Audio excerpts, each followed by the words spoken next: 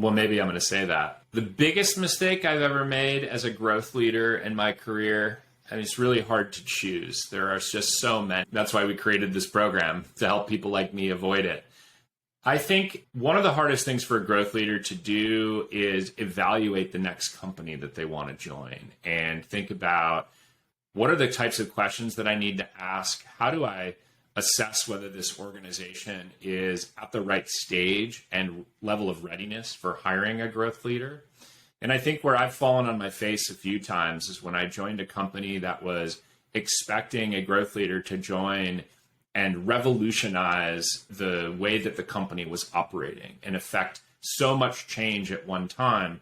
And the CEO or the founder thought that was a great idea, and the rest of the organization wasn't on board for that amount of change, and they rejected it like a bad organ transplant.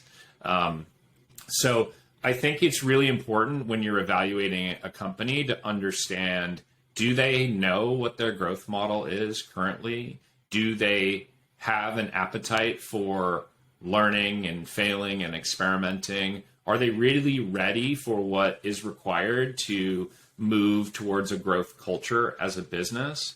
And if they're not, maybe you don't hire the leader first, and maybe you don't join that company as the leader. Start at the grassroots level, build some of that muscle, and then decide on bringing in leadership when you need to get the team a bit more organized. That's all I got.